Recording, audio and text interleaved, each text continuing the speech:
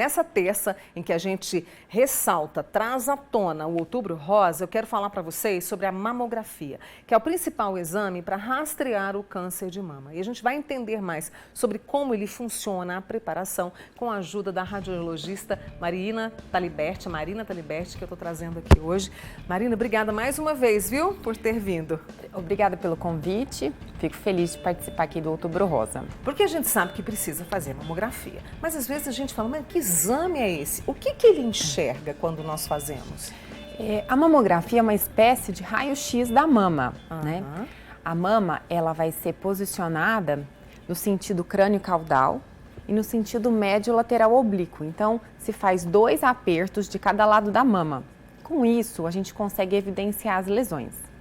A mamografia é o exame mais importante porque ela consegue detectar um tipo de alteração muito inicial do câncer de mama, que é uma espécie de poeirinha, que são as calcificações. Então, essas calcificações, muitas vezes, ela aparece como um primeiro sinal. E essas calcificações, elas não vão representar uma alteração palpável, elas não vão mudar nada na mama da mulher quando ela se vê no espelho, geralmente não dá nenhum tipo de sintoma. Então, ela vai descobrir no exame de imagem.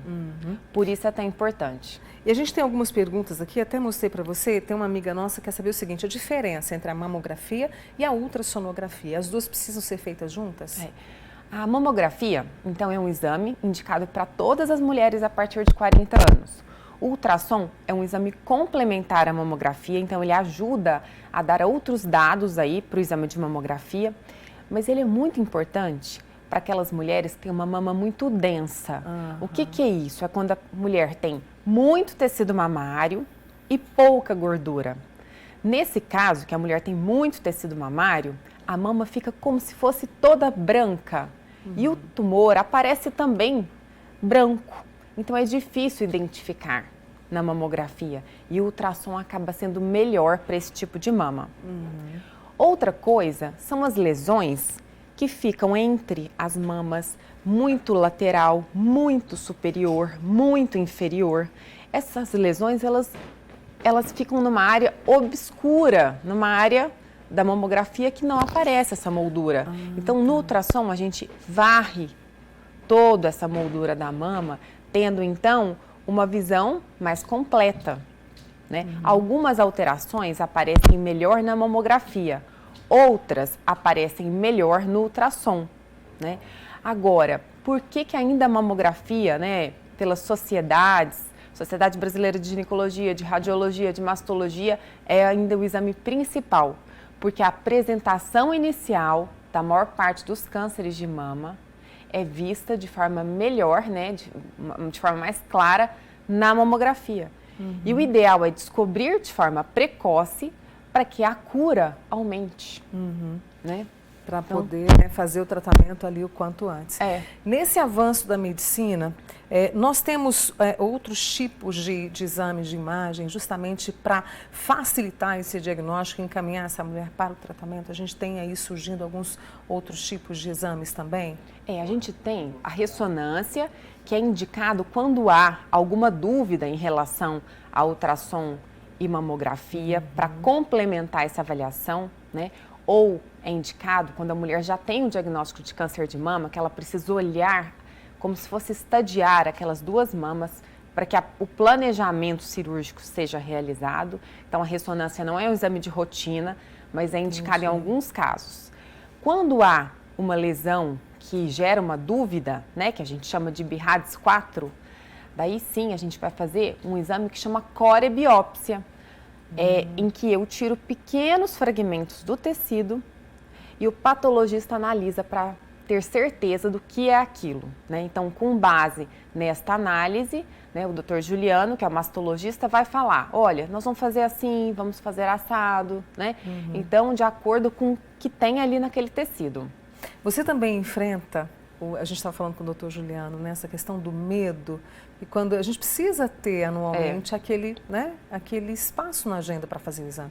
Você percebe também das mulheres que chegam para você para fazer a mamografia, esse medo? Eu percebo, né? Eu percebo 2 coisas. Eu percebo o medo, eu percebo também a falta de prioridade que a mulher se coloca, né, dentro da vida dela. Ela acaba cuidando muito dos demais e deixando de ter esse tempo para ela, né? E o que eu sempre falo é, a gente tem que estar bem, senão nós não conseguimos cuidar dos nossos. É fundamental, né? É estar bem para cuidar dos nossos. Uma vez que na nossa sociedade a mulher ainda é o centro afetivo, da família. Então, ela precisa estar bem para cuidar dos outros, Verdade, né? a gente Então, esse enfrentamento, ele é necessário. Né? Eu falei do medo, né, a gente tem que enfrentar. Aí vem a minha amiga Patrícia do Jaraguá. Mônica pergunta para Marina, por que a mamografia dói tanto? Eu morro de dor no momento e durante uma semana. É uma queixa comum, É uma Marina? queixa. Então, a gente fala assim que a sua amiga é a Patrícia. Isso, a Patrícia que mandou. Então, assim, eu também já fiz várias vezes, é mais um incômodo do que uma dor. Eu acho que a pessoa interpreta como uma dor talvez pela ansiedade. Valoriza, então, aquela sensação, né? Agora, a mamografia, vamos pensar, ela precisa espalhar aquele tecido mamário. E quando ela espalha e deixa a mama fininha, né? Por isso que ela aperta e puxa, o que acontece? A gente consegue ver melhor.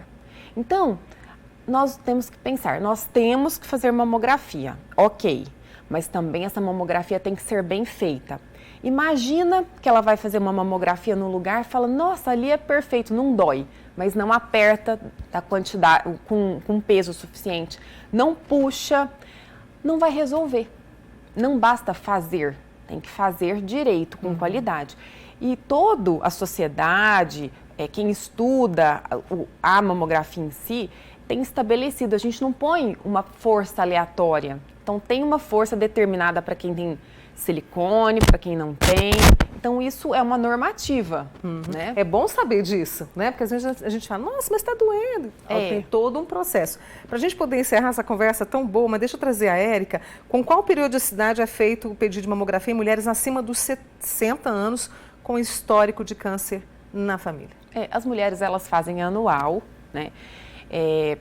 Hoje em dia, as mulheres têm uma longevidade maior, elas vivem com qualidade, então elas vão continuar fazendo mamografia até que ela esteja bem, porque se aparecer algo, ela vai operar. Antigamente parava a mamografia, hoje não mais, porque cada vez mais a população tem vivido mais e melhor. Então não faz sentido não realizar. Né? Muito bem. Essa é a Marina Taliberti, ela que é radiologista, trazendo para a gente de uma forma muito clara e de uma forma muito leve também, mais sobre a mamografia. O Outubro Rosa segue aqui no Manhã Total. Já já o doutor Juliano volta conosco. Marina, mais uma vez, muito obrigada por atender o meu convite, tá? Obrigada. Boa semana para você, viu? Boa semana. E o nome da sua mãe é? Bel. A dona Bel, que fez aniversário ontem, então um beijo para a senhora, viu, dona Bel? Vou ficar com ela aqui e já volto com vocês depois do intervalo.